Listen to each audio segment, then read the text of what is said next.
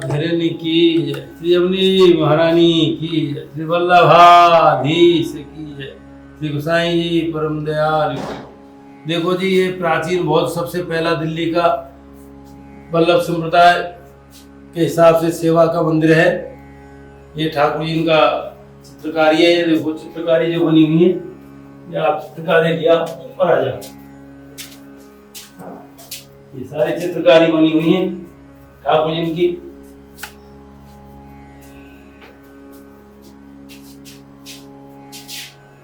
सबसे पुराना सबसे प्राचीन मंदिर है।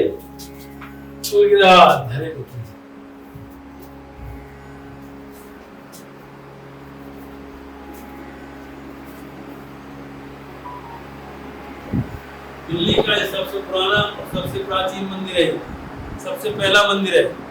यहाँ पे 8 याम की सेवा का प्रकार है।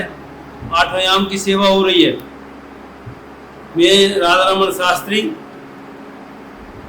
इसको मंदिर के बारे में जो बता रहा हूँ, एक मालिक का मंदिर है। मालिकों की बहुत अच्छी भावना है, बड़े अच्छे प्रकार से सेवा भाव रखते हैं और सेवा कराते हैं। सूक्ष्म प्रकार तो यही है। प्राचीन मंदिर पहले नीचे कुआं भी था। अब इनका प्रागट्य ठाकुर जी का बताते हैं। कोई कहते हैं वही कुआं से प्रकट हुए हैं, पता नहीं कहाँ से कैसे प्रकट हुए। ठाकुर जी हैं प्राचीन। सभी बालक, सभी पुष्टि वल्लभ समुदाय के सभी बालक यहाँ पे आके ठहरते पहले, और सभी यहीं ठहरते थे। पुरानी दिल्ली रेलवे स्टेशन था, अब तो नया दिल्ली बन गया और भी जगह जगह बन गए रहने के स्थान। सबसे प्राचीन मंदिर यही है। यहाँ सारे वैष्णव भी आके, पहले प्राचीन वैष्णव भी ठहरते थे। भागवत होती, रासलीला होती, सभी कार्य होते थे। अब धीरे धीरे कम होते जा रहे हैं, परंतु ठाकुर जी की सेवा वही प्रकार चल रही है। सेवा में कोई कमी नहीं है। ठाकुर जी को खूब आनंद है, खूब आनंद से सेवा चल रही है। सभी वैष्णव आनंद लेते हैं। सभी उत्सव त्यौहार मनाए जाते हैं। समय समय पे उत्सव होते हैं, सारे उत्सव मनाए जाते हैं, सभी त्यौहार मनाए जाते हैं ठाकुर जी की कृपा से। कुलगिराज धरणी की ऐसा है। अगर कोई श्रीनाथ जी जाने में असमर्थ है, अगर वहाँ नहीं जा पाता है, तो उनकी भावना से यहाँ भी दर्शन करो। यहाँ दर्शन कर सकते हैं।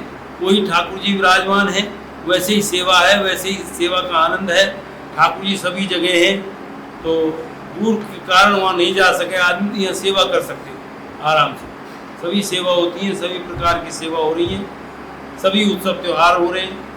कोई ऐसी दिक्कत नहीं। यहाँ के जो चित्र यहाँ पे जिस प्रकार से बने हुए हैं, वो भी श्रीनाथ जी नाथ द्वारा की तरह ही यहाँ पे बने हुए हैं। ये सभी चित्र जो बने हुए हैं, ये दरवाजे पे जो चित्र हैं, गजपौर है, सिंहपौर है, गजपौर है, ये सभी इसी प्रकार से यहाँ चित्रकारी हुई है जी। और चित्रकारी बहुत सुंदर है, यहाँ की देखने लायक है। और सेवा में कोई भी प्रकार हो, चाहे पिछवाई लगाना हो, चाहे ठाकुर जी के वस्त्राभूषण का तरीका हो, चाहे ऋतुकाल की सेवा हो, हाँ जी, हाँ जी, वो सब की सब श्री नाथ द्वारा के जैसी ही होती है।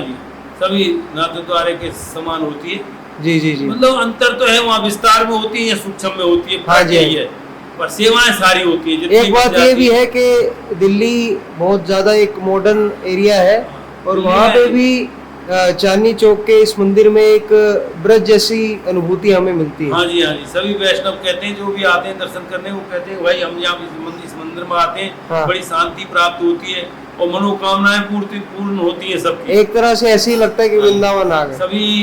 सभी की मनोकामनाएं कितनी वैष्णवों की पूर्ण हुई है, वो यहाँ आए हैं। और यहाँ की चमत्कारी सबसे 1-2 प्रमुख जो मेरे सामने घटना घटी है। एक गुजरात से वैष्णव आई थी, उसको सारा यहाँ का मंदिर का एड्रेस ठाकुर जी ने बताया, वो दर्शन करने आई है।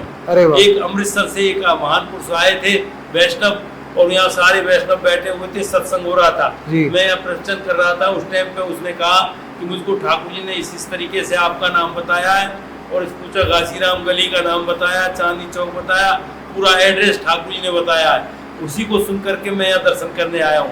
कितने ही लोगों की, वैष्णवों की मनोकामना यहाँ पूर्ण हुई है।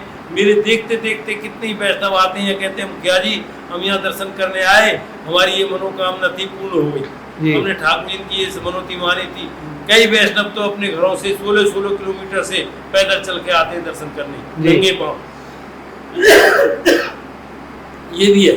जी नंगे पांव पैदल चल के आते हैं जब मनोकामना पूर्ण होती है तब। जी जी कई लोग मनोरथ कराते हैं, पलना कराता है, कोई राजभोग कराते हैं, जैसे मनोकामना पूर्ण होती है उस तरह से सभी मनोरथ पूर्ण होते हैं। जी जी बोलो राधे रानी की। जय।